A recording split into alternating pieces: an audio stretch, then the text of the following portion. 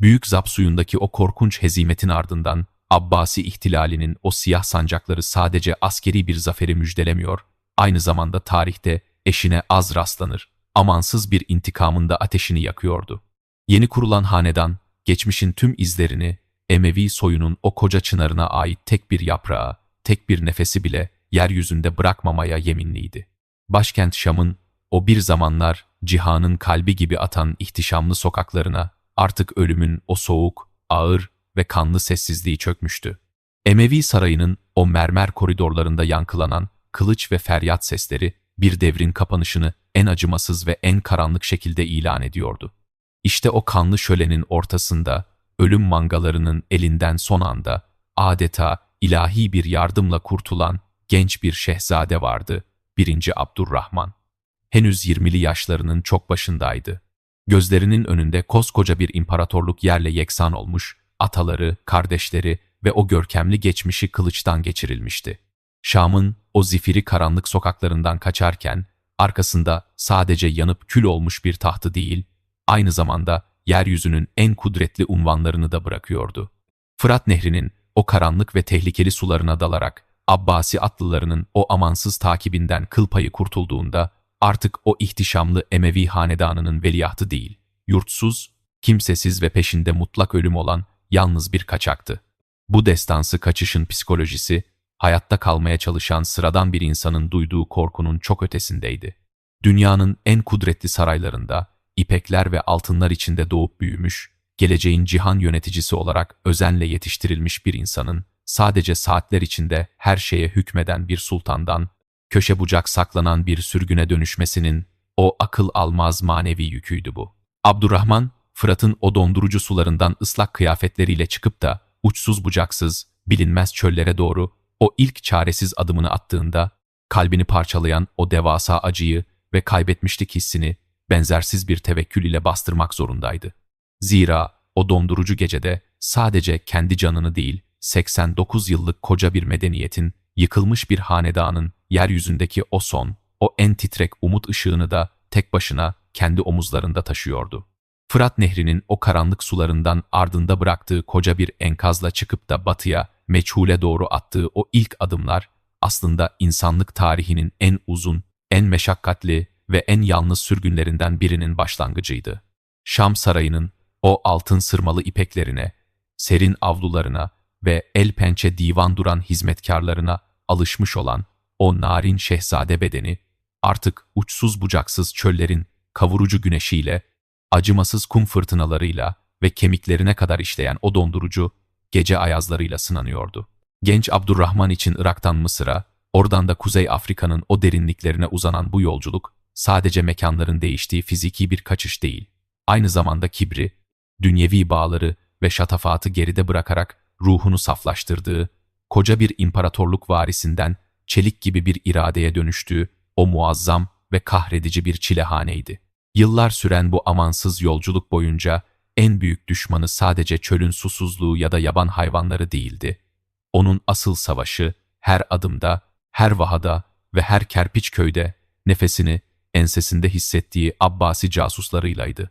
Bağdat'ın o yeni ve acımasız sahipleri, Emevi soyundan hayatta kalan bu son umut ışığını söndürmek, o tek bir fidanı bile yeryüzünden kazımak için peşine sayısız ödül avcıları, katiller ve hafiyeler takmıştı. Abdurrahman, bir zamanlar adını duyduğunda, orduların diz çöktüğü o asil Kureyş lehçesini gizlemek, kılık değiştirmek, en sefil kervanların arasına karışıp sıradan, yoksul bir bedevi gibi yaşamak zorundaydı. Geceleri bir harabede, bir mağarada veya derme çatma bir çadırda gözlerini kapattığında, uykunun o masum sığınağına bile güvenemiyor. Rüzgarın taşıdığı en ufak bir seste, atların çıkardığı en cılız tıkırtıda, kılıcının kabzasına sarılarak uyanıyordu.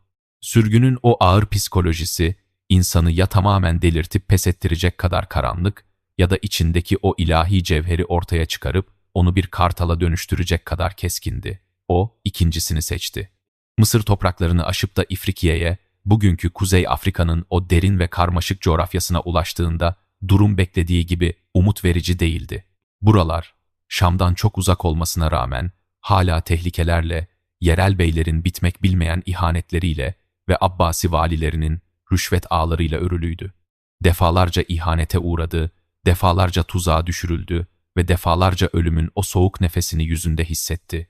5 uzun yıl boyunca bir diyardan diğerine, bir kabileden ötekine savrularak, adeta kanatları kırık ama gözleri hala ufkun ötesindeki o en yüksek zirveye kilitlenmiş, yalnız bir şahin gibi avcılarından kaçtı. İçindeki o sarsılmaz tevekkül, o derin inanç olmasaydı, bu muazzam coğrafyanın ve yalnızlığın onu yutması an meselesiydi. O, Allah'ın kendisini o kanlı şölenden sağ çıkarmasının boşuna olmadığını, omuzlarında taşıdığı bu ağır kaderin mutlak bir ilahi gayesi olduğunu kalbinin en derinlerinde biliyordu. Nihayet, yıllar süren bu amansız hayatta kalma savaşının ardından, annesinin mensup olduğu o mağrur ve savaşçı Berberi kabilelerinin, Nefzave kabilesinin yaşadığı topraklara bugünkü Fas'a ulaştı. Burası, o bitmek bilmeyen kaçışın son durağı, soluklanabileceği tek güvenli limandı. Dayılarının topraklarında, o sert ve savaşçı kabilelerin arasında, çölün o acımasız kanunlarını, yerel siyasetin o ince dengelerini ve insanların kalplerine giden o gizli yolları bir derviş sabrıyla öğrenmeye başladı.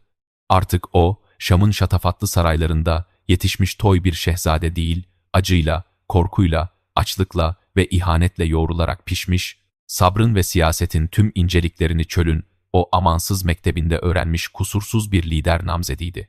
Kuzey Afrika'nın o sarp dağlarından batıya doğru baktığında sadece batan güneşi görmüyordu. Onun bakışları, Cebeli Tarık Boğazı'nın o hırçın sularının hemen ötesinde, puslu bir ufkun ardında beliren ve onu çağıran o yepyeni dünyaya, Endülüs topraklarına kilitlenmişti. O yalnız şahin, yıllarca süren kaçışın ve saklanmanın ardından artık yaralarını sarmış, fırtınanın dinmesini beklemişti. Şimdi, kanatlarını sonuna kadar açıp, gökyüzünü yırtarak uçma ve tarihi baştan yazma vakti yavaş yavaş yaklaşıyordu. Kuzey Afrika'nın o sarp kıyılarından Cebeli Tarık Boğazı'nın o karanlık ve hırçın sularına doğru bakarken, 1. Abdurrahman'ın gözlerinde sadece denizin köpüklü dalgaları değil, koskoca bir kaderin yeniden yazılacağı o muazzam ufuk çizgisi yansıyordu. Karşı kıyıda, Avrupa kıtasının o sisli ucunda uzanan Endülüs toprakları, dışarıdan bakıldığında yeşil vadileri, gürül gürül akan nehirleri ve zengin şehirleriyle adeta yeryüzündeki bir cenneti andırıyordu. Ancak o yeşil vadilerin içi, Şam'da olduğu gibi bitmek bilmeyen Arap kabile kavgalarıyla, Yemenliler ve Kayslılar arasındaki o kör edici asabiyet davalarıyla, isyanlarla ve kanla yıkanıyordu. Endülüs, başsız kalmış bir gövde gibi kendi kendini parçalıyor. Vizigotlardan alınan o muazzam miras, Müslümanların kendi içlerindeki bu zehirli iktidar hırsıyla göz göre göre eriyip gidiyordu. Abdurrahman, yıllarca çölün o acımasız mektebinde sabrı ve siyaseti ilmek ilmek öğrenmişti. O, bu hırçın denizi sıradan, yurtsuz bir mülteci veya şefkat dilenen bir sığıntı olarak geçemeyeceğini çok iyi biliyordu. Eğer o gemiye binecekse, Endülüs topraklarına bir kurtarıcı, kabilelerin o bitmek bilmeyen kan davalarını bitirecek meşru bir hakem, Emevi tahtının o sarsılmaz ve mutlak varisi olarak ayak basmalıydı. Bu yüzden, kılıcına davranmadan önce aklını ve yılların biriktirdiği o muazzam strateji dehasını kullandı. En sadık azatlı kölesi, çöllerdeki o ölümcül kaçışta onu bir an bile yalnız bırakmayan yol arkadaşı Bedri, Endülüs'ün o karmaşık siyasi zeminini yoklamak, kabilelerin nabzını ölçmek ve yıllar önce Şam'dan oraya sürülmüş, kalplerinde hala Emevi hanedanına gizli bir sadakat besleyen o eski Suriye birliklerini, Şam cündlerini bulmak üzere gizlice denizin ötesine gönderdi. Bedr'in Endülüs topraklarındaki o gizli ve tehlikeli misyonu, adeta karanlık bir odaya tutulan ilk meşale gibiydi. Kurtuba'nın, Elvira'nın ve Toledo'nun o gölgeli sokaklarında, kapalı kapılar ardında fısıltıyla yayılan haber, Şam'dan çok uzaklardaki o sürgünleri derinden sarstı. Halife Hişam'ın torunu hayatta.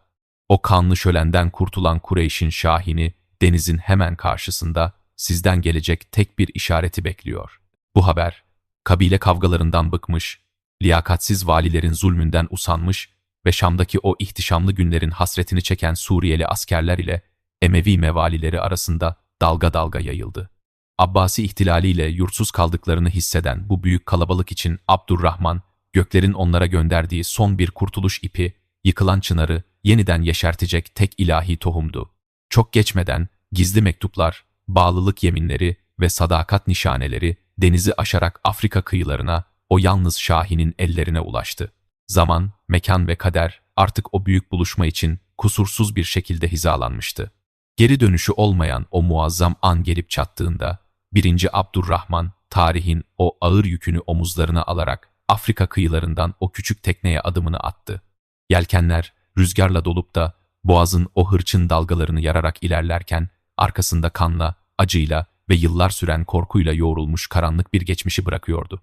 Geminin burnu İspanya kıyılarına, Almünekar sahiline değip de Abdurrahman Avrupa kıtasına o ilk adımını attığında aslında sadece bir denizi aşmamıştı. O, Emevi hanedanının o kahredici ölüm fermanını yırtıp atmış, Abbasi kılıçlarının hükmünü boşa çıkarmıştı. O gün kumsala ayak basan kişi, yurtsuz bir kaçak değil, asırlar boyu Avrupa'nın ortasında ilim, irfan ve sanatla parlayacak o muazzam Endülüs medeniyetinin kurucu ruhuydu. Karşılamaya gelen sadık dostlarının o coşkulu tekbirleri arasında Kureyş'in o yalnız Şahin'i nihayet asıl yuvasına, yepyeni bir Şam inşa edeceği o bereketli topraklara kavuşmuştu. 1. Abdurrahman, Endülüs sahillerine, Almünekar kumsallarına o ilk adımını attığında, kendisini altın tepsilerde sunulan hazır bir taht veya dikensiz bir gül bahçesi beklemiyordu. Kıyıya vuran o hırçın dalgalar, aslında onu bekleyen o muazzam siyasi ve askeri fırtınanın sadece küçük bir habercisiydi. Dönemin Endülüs valisi Yusuf el-Fihri ve onun kudretli veziri Sümeyl, İber Yarımadası'nı adeta kendi şahsi mülkleri gibi yönetiyor, Arap kabileleri arasındaki o bitmek bilmeyen kan davalarını kendi iktidarlarını sağlamlaştırmak için acımasızca kullanıyorlardı. Şam'dan kaçıp gelen bu genç ve yurtsuz Emevi şehzadesinin adadaki varlığı, onların o konforlu ve mutlak iktidarları için kabul edilemez, ölümcül bir tehditti. Abdurrahman, karşısındaki bu devasa gücün ve yerleşik düzenin farkındaydı. O, amcasının oğlu koca bir orduyla Zap suyunda nasıl boğulduysa, kendisinin de kör bir kılıç fırtınasında yok olup gitmeyeceğinden emin olmalıydı. İşte tam bu noktada Abbasi halifesinin bile yıllar sonra ona hayranlıkla Kureyş'in Şahin'i unvanını vermesine sebep olacak o muazzam siyasi dehası devreye girdi. Abdurrahman, elindeki o kısıtlı asker sayısıyla doğrudan Kurtuba'nın, o görkemli başkentin kalın surlarına saldırmak gibi intihara eşdeğer bir hata yapmadı. O, kılıcını kınından çıkarmadan önce aklını, sabrını ve yıllarca çöllerde ilmek ilmek dokuduğu o diplomasi sanatını konuşturdu. Endülüs'ün o paramparça olmuş, kabile asabiyetiyle zehirlenmiş siyasi haritasını bir satranç tahtası gibi önüne serdi. Yusuf el-Fihri'nin kibrinden bıkmış olan Yemenli kabilelere gizli elçiler gönderdi, onlara adalet, eşitlik ve Emevi sancağının o birleştirici, kadim gölgesini vaat etti. Suriye'den gelen ve yıllardır bu topraklarda itilip kakılan Şam cündlerini, babalarının ve atalarının o ihtişamlı günlerine duydukları özlemle kendi saflarına çekti. Berberi kabilelerine, kendi annesinin soyundan geldiklerini hatırlatarak o derin kan bağını kalkan yaptı. Genç emir, kabilelerin o birbirini tüketen öfkesini ustalıkla kendi potasında eritiyor, düşmanlarının zayıf noktalarını kendi ordusunun ana kolonlarına dönüştürüyordu. Aylarca süren bu sabırlı ve ilmek ilmek dokunan gizli diplomasinin ardından o küçük mülteci kafilesi, önünde durulamaz, kararlı ve devasa bir fırtınaya, Emevi hanedanının o yenilmez ordusuna dönüşmüştü. Artık sözün bittiği, kılıçların hükmünün başladığı o nihai an gelip çattığında, iki ordu Vadülkebir nehrinin kıyısında, Musara Ovası'nda o büyük hesaplaşma için karşı karşıya geldi. Endülüs'ün kaderinin belirleneceği bu tarihi sabahta, Abdurrahman safların en önünde muazzam bir Arap atının üzerinde duruyordu. Ancak etrafındaki bazı Yemenli komutanların fısıltılarını, bu genç şehzade yenilirsek atına binip kolayca kaçar şeklindeki o zehirli şüphelerini hissettiğinde, tarihe geçecek o muazzam liderlik hamlesini yaptı. Şahlanan savaş atından büyük bir kararlılıkla inerek, ordusunun en arka saflarındaki yaşlı bir askerin bindiği ağırkanlı, yavaş bir katırı aldı ve atını ona verdi. Bütün ordusuna dönerek, eğer bugün burada zafer kazanmazsak, geriye dönecek bir yurdum, kaçacak bir çölüm daha yok. Ya bugün burada, bu sancağın altında hep birlikte galip geleceğiz, ya da bu topraklara hep beraber gömüleceğiz, diyerek haykırdı. Bu destansı hareket, o şüpheci kabilelerin yüreklerindeki tüm buzları eritti, ordu, komutanlarının kaçmayacağına, ölümüne savaşacağına olan o mutlak inançla tek bir yürek, tek bir yumruk haline geldi. Musara meydanında kılıçlar çarpıştığında, Abdurrahman'ın o çelik iradesi ve kusursuz stratejisi, Yusuf el-Fihri'nin o dağınık, Kof ordusunu adeta bir kağıt gibi yırtıp geçti. Çarpışma sadece saatler sürmüş, ancak asırlarca yankılanacak bir zaferle, Emevi sancağının mutlak üstünlüğüyle sonuçlanmıştı. Yenilen düşman ordusu darmadağın olup kaçarken, Abdurrahman intikam ateşine yenik düşmedi. Abbasi ordularının Şam'da yaptığı o kanlı katliamların aynısını Endülüs topraklarında yapmayı reddederek kaçanların peşine düşülmesini yasakladı. Bu büyük merhamet, onun sadece bir fatih değil, adil bir devlet adamı olduğunu tüm Endülüs'e kanıtladı. Aynı günün akşamında, Vadülkebir Nehri'nin sularında yıkanan kılıçların parıltısı eşliğinde, o muazzam başkent Kurtuba'nın kalın kapıları Kureyş'in şahinine ardına kadar açıldı.